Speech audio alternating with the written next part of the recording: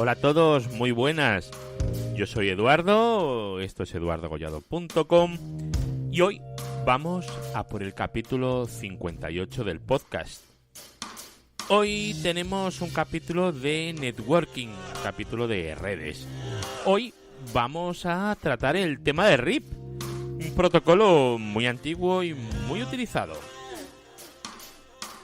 Así que si queréis quedaros conmigo, yo creo que algo menos de media hora para poder estar un ratito charlando de RIP, pues adelante, vamos a ir empezando. Uno de los protocolos de routing más antiguos es el Routing Information Protocol, o más comúnmente llamado RIP. RIP utiliza algoritmos de vector de distancia para calcular sus rutas. Y bueno, este tipo de algoritmos para calcular las rutas fueron utilizados durante décadas en sus distintas variantes. De hecho, los algoritmos de vector de distancia utilizados por RIP están basados en aquellos algoritmos utilizados por ARPANET en el año 1969. En ese año el hombre llegó a la Luna. No sé si os estáis situando muy bien en la época, pero ha llovido mucho desde entonces. Bueno, estos protocolos vector distancia fueron descritos académicamente por Bellman, por Ford y por Fulkerson. Los que hayáis estudiado informática hace poco seguramente tengáis la mente más fresca y estos nombres ya signifiquen algo para vosotros. Los que hayáis estudiado hace más años, como yo, seguro que se os está empezando a venir a la cabeza unas imágenes. Y bueno, y los que hemos tenido que seguir tratándolo a lo largo de los años, bueno, ya no nos suena extraño, ¿no? Sobre todo la famosa combinación esa de Bellman-Ford, ¿verdad? Ese fantástico, bueno, fantástico, a ver, no lo tengamos arriba, ese famosísimo algoritmo. Bueno, vamos a empezar hablando de quiénes fueron los primeros, porque la primera organización que implementó un protocolo de vector de distancia fue la compañía Xerox, con su protocolo HIP, Gateway Information Protocol. Este protocolo estaba incluido dentro de la arquitectura XNS, la de Xerox Network Systems. Pero bueno, HIP se utilizaba para intercambiar información de routing entre redes o sistemas autónomos no adyacentes. Pero claro, era un protocolo de Xerox. Estamos hablando de hace muchos años. Ese protocolo después evolucionó. Evolucionó dentro de la Universidad de Berkeley. Y evolucionó como una variante llamada Routed. Esta variante del HIP introdujo novedades como la modificación del campo de direccionamiento, que hizo que fuera más flexible. También añadió un temporizador que limitaba a 30 segundos el tiempo máximo de actualización. Es decir, el tiempo máximo permitido sin saber la información de los vecinos, ¿vale? Y por supuesto se integró dentro de Unix, el Unix de Berkeley. Con lo cual, pues pasó a ser un protocolo pues más abierto y utilizado por más gente. Ojo aquí cuando hablamos de abierto, Stallman aquí todavía no había tenido su problema con la impresora. Vale, aquí no existía esto del software libre, el software no libre, era software y punto, ¿vale? O sea, no mezclemos cosas porque esto es anterior a todo aquello. Bueno, el protocolo RIP que conocemos actualmente fue escrito por primera vez por Heydrich en el año 2988 y se definió en la RFC 1058. Y luego se modificó para entrar en la RFC 2453 ya en el año 98 por Malkin. ¿Por qué? Pues porque hubo un montón de cambios entonces y claro, era necesario actualizar todos esos cambios. Pero vamos, desde el año 98 este protocolo sigue inmutable y estable. excepto la versión que se hizo para IP versión 6.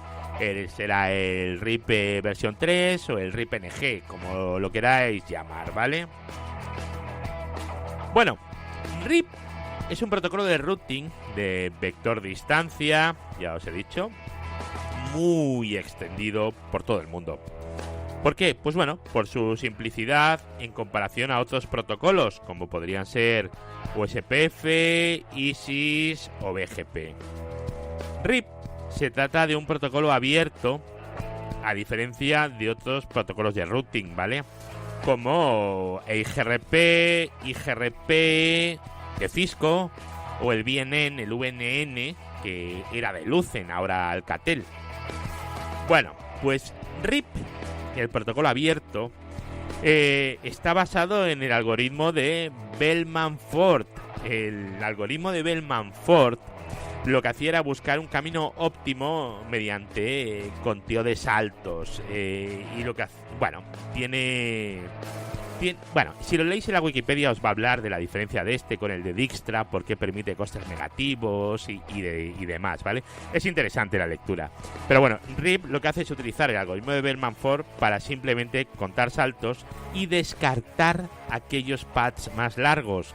Es decir, quedarte con la ruta óptima, la que tenga menos saltos. Lo que hace no es más que convertir un grafo en un árbol, eliminando todas aquellas ramas que tienen peores valores. Bueno, RIP, al contar saltos, como cualquier otro protocolo de vector distancia, por otro lado, no tiene en cuenta datos como son el ancho de banda o la congestión del enlace o cualquier otro valor dinámico. Lo único que tiene en cuenta es el número de saltos. A lo mejor estáis pensando ahora que vaya paparrucha de protocolo que solo cuenta saltos, pero BGP hace lo mismo, ¿vale? BGP lo único que hace también es contar saltos. Vale, que BGP permite ser mucho más adaptable, se puede modificar, puedes hacer lo que quieras con él. Pero lo que hace al final es contar saltos. En vez de saltos de routers, cuenta saltos de sistemas autónomos. Pero cuenta saltos al final. Bueno, vamos a ver un poquito lo que es la versión 1 de RIP. La primera versión, aquella que se definió en el año 1988.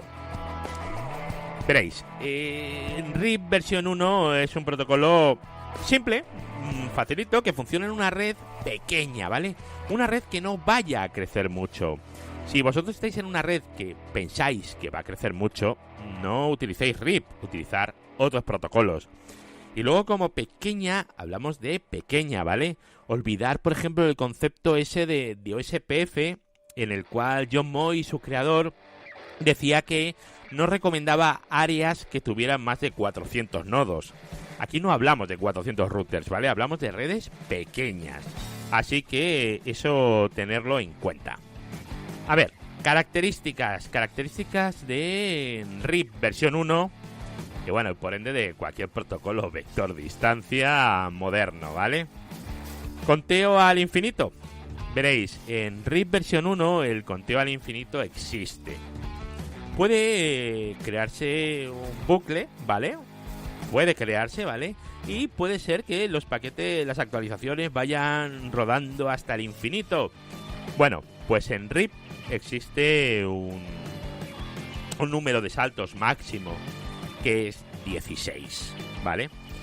Si llega a 16 saltos, mi ruta la voy a considerar inaccesible. Voy a considerar que no se puede llegar, que no existe. O sea, existe, pero es inaccesible, ¿vale?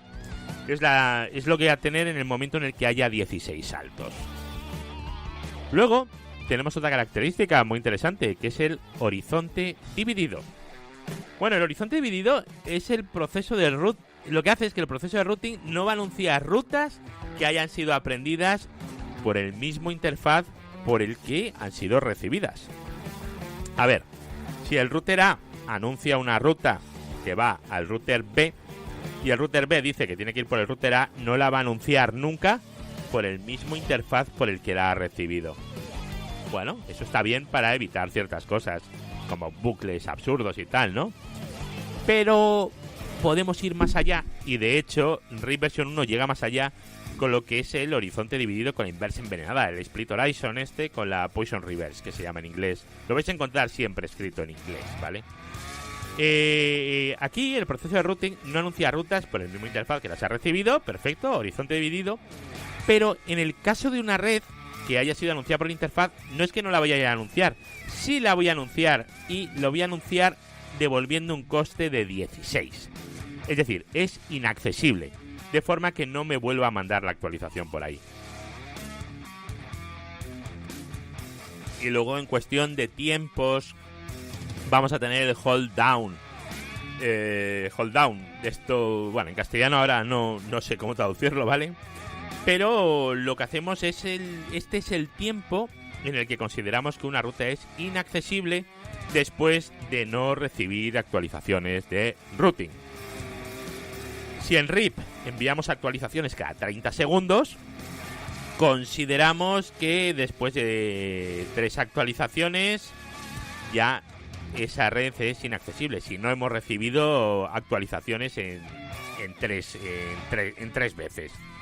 Entonces ahí la marcamos como inaccesible y se acabó. Luego, una característica muy interesante para reducir los tiempos de convergencia, evidentemente, son las Triggered Updates, las actualizaciones por disparo. A ver, tan pronto como se detecta que una red no es accesible, lo que hacemos es lanzar una actualización en la cual decimos que esa red no es accesible, sin esperar los 30 segundos. De esa forma bajamos bastante lo que es el tiempo de convergencia. Luego, una característica muy interesante es que podemos utilizar los protocolos de routing para hacer balanceo de carga. Es decir, si tenemos exactamente la misma métrica para llegar a exactamente el mismo destino por 2 sitios en paralelo, vamos a utilizar esas 2 rutas en round robin. El primer paquete irá por un lado, el segundo por otro, el tercero por el primero, el cuarto por el segundo. Esto es algo muy interesante para utilizar y poder balancear o hacer cosas chulas. Bueno, el problema de RIP, básicamente, como os podéis imaginar, tiene que ver con los tiempos de convergencia. Ese es el problema más grande, uno de ellos, ¿vale? Y es que son muy elevados para redes grandes. Aunque bueno, ya lo hemos dicho antes, pero lo vuelvo a repetir. RIP nunca se ha pensado para redes grandes, sino todo lo contrario, para redes pequeñas. Bueno, RIP versión 1, igual que sus antecedentes propietarios, el Rooted o el HIT, ¿vale? Es un protocolo de routing que fue diseñado para funcionar como vector distancia, ¿vale? Con lo cual, RIP versión 1 fue diseñado para funcionar en redes realmente de pasarela interna. Y luego, también tener en cuenta que RIP después lo que se hizo fue incluirlo dentro de la distribución de Unix, la de Berkeley, en la versión 4.3 de esa distribución de Unix. Esto es antes del Linux y todo eso, ¿eh? Bueno, y luego, en cuanto al protocolo, tenemos que tener en cuenta que hay 3 limitaciones. Esas 3 limitaciones no son 3 limitaciones que yo ya he encontrado porque sea muy listo, o 3 limitaciones que han encontrado unas mentes sesudas. No, para nada. Estas 3 limitaciones vienen definidas en la misma RFC que se define el protocolo. Con lo cual Headrich en el año 88 ya las definió y las dejó definidas en la RFC, en la 1058, en la norma primogenia de este protocolo. ¿Cuáles son esas limitaciones? 3 limitaciones son realmente. La primera es que el protocolo no permite más de 15 saltos. Es decir, los 2 routers más alejados de la red no pueden estar a más de 15 saltos. Si esto ocurriera, pues no podéis usar RIP, tendréis que utilizar otra cosa. Luego, el problema del conteo al infinito. Bueno, este problema se puede dar en situaciones extrañas o atípicas en las cuales se pueden generar bucles, ¿vale? Bueno, la RFC 1058 también nos cuenta esto. Y luego también nos habla de que el protocolo utiliza métricas fijas para comparar rutas. Es decir, utiliza simplemente saltos. No utiliza ni ancho de banda, ni podemos ver congestión, ni podemos ver absolutamente nada. Simplemente saltos. Esto sería como... A ver, para que nos entendamos, vosotros cuando cogéis un mapa para ir de vuestra casa al trabajo, seleccionáis el camino más corto en función de saltos. Pero si cogéis el Google Maps, por ejemplo, con el tráfico, el camino puede variar en función del tráfico. Bueno, pues RIP sería el que no mira el tráfico, ¿vale? Tenemos unas variables fijas que no dependen de nada. Bueno, además de los problemas que el propio autor cita, que por cierto lo hace en la página 3 de la RFC, o sea, tampoco es que se esconda, lo explica al principio. Pero luego hay cosas que no explica como problemas, porque para nosotros son un problema ahora, porque en el año 88 no eran ningún problema. Veréis, RIP versión 1 es un protocolo classful, clase A, clase B, clase C. Evidentemente era el año 88 y el CIDR y el VLSM son del año 93, 5 años antes de que existiera la necesidad de utilizar subnetting, con lo cual no hay máscaras, son todo con clases, classful. Y esto, bueno, pues nos puede generar en un problema de discontinuidad de redes. En el caso que tengamos un trozo de una red en un lado y otro trozo de red en otro. Obviamente, si estáis utilizando algo que no sea classful, utilizad RIP versión 2, no RIP versión 1, que ya os lo adelanto, RIP versión 2 sí que soporta máscaras. Pero bueno, esta es una limitación que tiene, pero que tenemos que verlo también en el contexto histórico en el que esto sucede. Y es que en aquella época pues no había máscaras, entonces no había ninguna necesidad de usar máscaras y a nadie, a Hedrick no se le ocurrió tener en cuenta eso. Así que tener en cuenta eso como un tema histórico, hay que situarlo históricamente cada protocolo. Y este protocolo hay que situarlo históricamente en ese momento. Igual que BGP, cuando se creó, no estaba pensado para llevar más de 500.000 de prefijos, que hay 650.000 el otro día. O sea que, bueno, pues de estas hay limitaciones por ahí, históricas. Que bueno, no lo veáis como una limitación del protocolo, sino como un contexto histórico.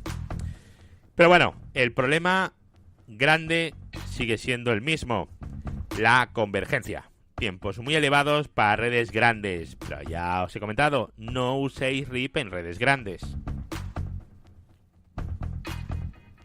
porque no está pensado para eso. Sin más. Bueno, vamos a hablar un poquito de la tabla de routing de RIP.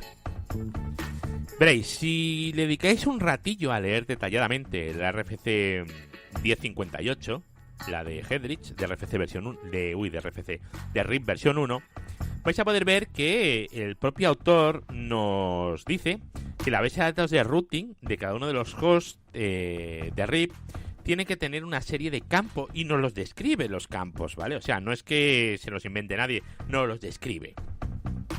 El primero va a ser la dirección de destino. Esto tenemos que cogernos un poco con pinzas, porque no es la dirección de destino, es la red de destino. Lo que nos interesa es la red de destino, no la dirección.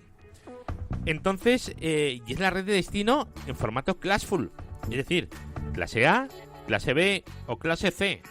Si yo quiero llegar al 10, 14, 25, 8 a ese host, la dirección de destino va a ser 10.000/8. ¿Vale? ¿Por qué? Porque es classful, RIP versión 1. El siguiente campo va a ser el siguiente salto, es decir, ¿cuál es el siguiente router? ¿A quién le voy a pasar yo el tráfico? ¿A quién le voy a enviar yo la información para llegar a esa dirección de destino? Y luego el siguiente campo va a ser el interfaz de salida del router. Ya sé cuál es la red de destino, sé a qué router se lo tengo que mandar y tengo que saber por qué interfaz se lo tengo que enviar. Eso tengo que saberlo. El siguiente campo va a ser la métrica, que en este caso es muy sencilla, es el número de saltos, el número de routers que voy a atravesar. Bueno, pues eso lo tenemos que tener con pequeños detalles, como que si pone 16 significa que es inaccesible. Vale. El temporizador. El temporizador nos va a decir el tiempo transcurrido desde que se ha recibido la última actualización de la ruta. Y en RIP tenemos dos tiempos importantes, ¿vale? Uno son 30 segundos, que es cada cuánto nos tienen que enviar las actualizaciones, y el otro es el de hold down, que son 180 segundos. Y luego, bueno, si os interesa, a los 300 segundos ya no se marca como inaccesible, sino que directamente se borra de la tabla de rutas, que es destino desconocido. Se hace la limpieza, es como si pasara el camión escoba a limpiar, y eso pasa a los 5 minutos, a los 300 segundos. Pero, vale, esos son los campos de la tabla de rutas. Pero, ¿cómo se mantiene la tabla de rutas dentro de RIP? ¿Cuál es el procedimiento para mantener eso? Veréis, hay que mantener la tabla y hay que crear una entrada para cada posible destino. Perfecto, eso está claro. Podríamos llegar a tener más, ¿eh? Ojo, digo una entrada por destino, pero podemos tener 2 entradas por destino en el caso en el que hubiera un balanceo. O 3, o 4, o 5, o 6. Eso depende un poco ya de la implementación. En Cisco son 6. Luego, periódicamente se va a mandar una actualización de la tabla completa, a todos los vecinos, mediante la dirección de broadcast. Broadcast, RIP versión 1. Ahí estábamos utilizando broadcast. Es muy importante tener esto en cuenta, porque todo el mundo en la red va a escuchar esa actualización. Y en esa actualización tenemos toda la tabla de rutas.